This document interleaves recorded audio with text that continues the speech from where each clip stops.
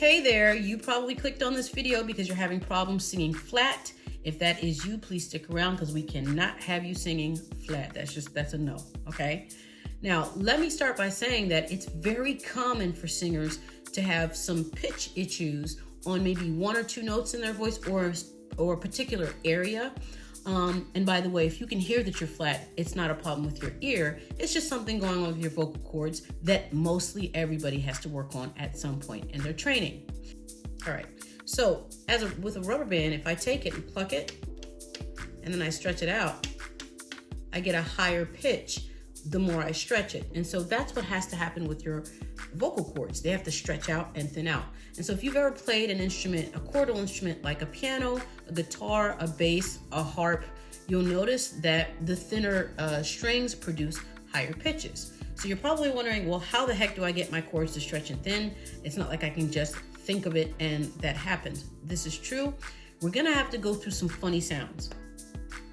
So the first sound I'm going to give you is the sound you'd make if you said the word king. You notice how the tongue stays on the hard palate and then the sound has to come through the nose. So just say king and then leave your tongue up. Don't finish the word.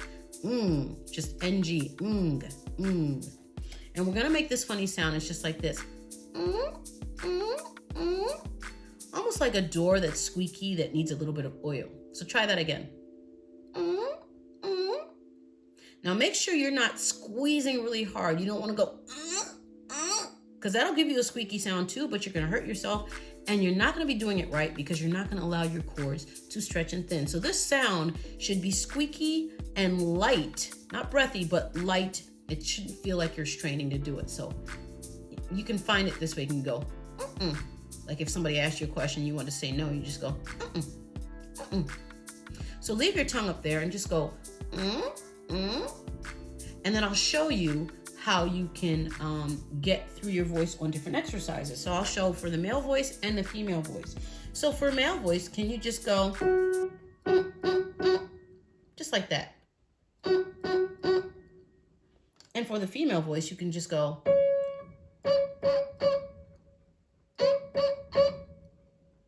So I'll show you a couple different exercises. Try this. This is for the male voice.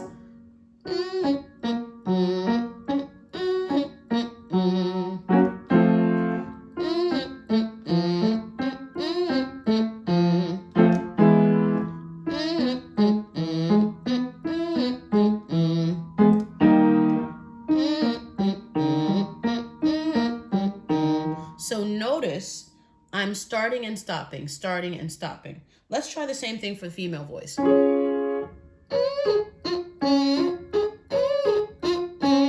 Notice my tongue behind my bottom teeth.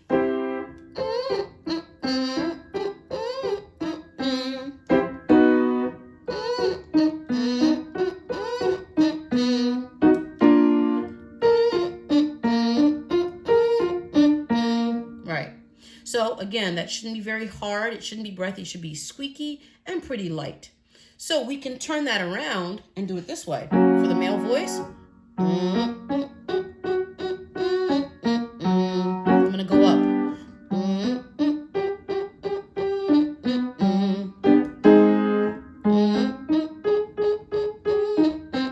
Notice it's light. And squeaky.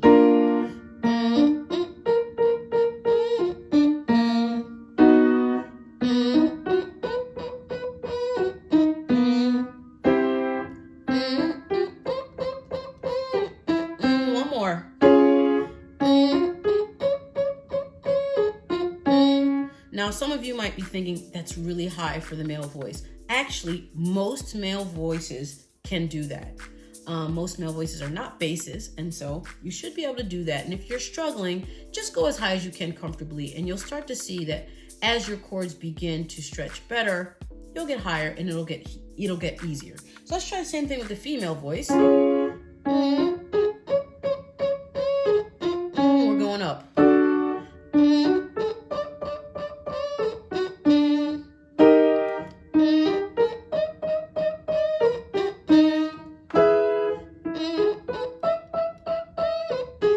Notice I'm not forcing.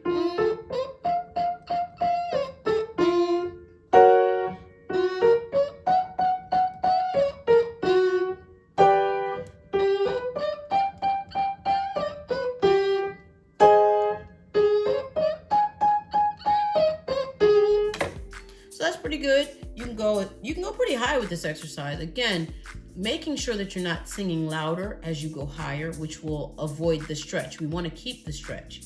Now, if this is challenging to you, then don't go on. Make sure you master this. I find that where people tend to go wrong with this exercise is they tend to go for volume. Do not go for volume. You want to go for pitch accuracy, but you want to really go for ease of production. So this should feel easy. If you start to feel that on certain notes or certain parts of the voice wants to get louder, or you want to squeeze, that lets you know that part is where your chords typically don't stretch out enough, and that's probably where you're mostly singing flat in your songs. So you want to work this enough so that it becomes very easy for you, and so that you're not pushing, and you no longer have the desire to try to sing loud, but you're really concentrating on keeping that small squeaky sound. Now let's try a more advanced exercise where we're really going to go through a larger part of the voice. So for the male voice,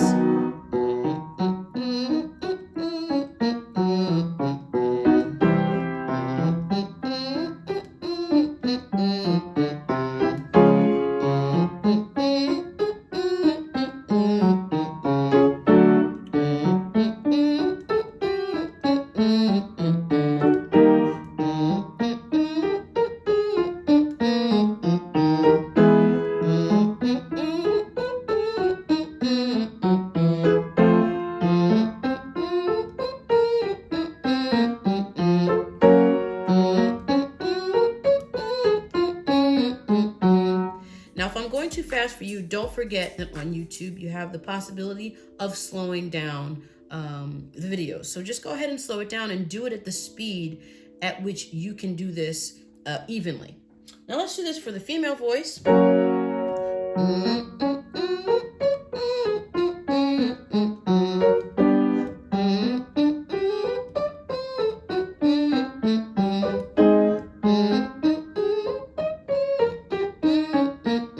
Notice I'm keeping the same volume. Keeping the squeakiness.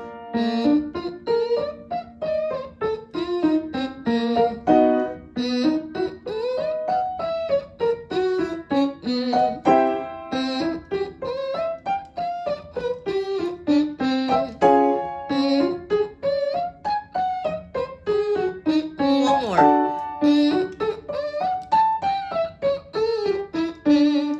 Now, if you're really feeling froggy and you feel like you've got this is very even and it's easy for you, then you'll want to take off the stops and the starts. The stops and the starts just help to re-establish the squeakiness in the voice. But if you've got it, then you can do it without. You can just squeak the whole way through, which is a little bit more advanced. For the male voice, we'll just do a few.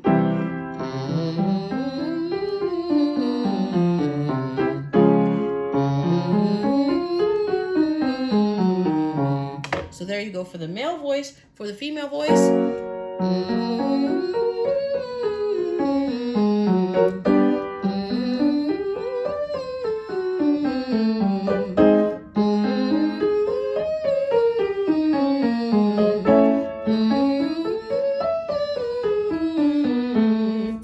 and so there you have it. That's one way that you can start to work on getting those notes really easy.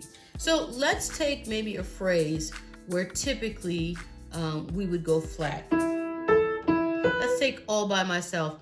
All by myself. We tend to have a little bit of an issue on that note because that note's in the middle of a bridge. So we could take it and go.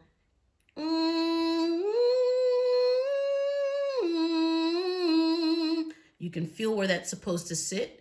If you feel yourself pulling at it or, pushing into it, you know that you're doing a little too much. Back off. Keep it squeaky, but back off.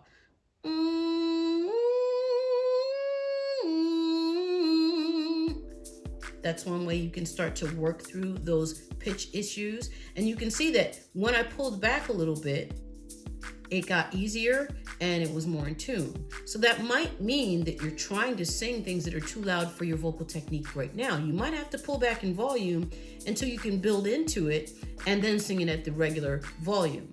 Here's how you know you're ready. When you sing it at full volume and it stays in tune, you know you're doing it the right way. So intonation is not just a question of your ears, but it's often a question of your technique. So let's do that again.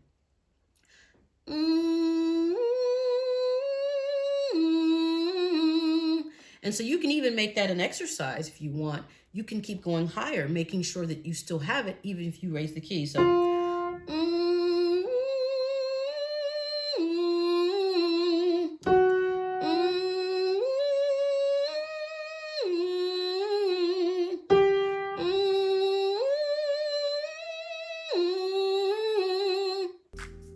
and you can see that it stays pretty easy.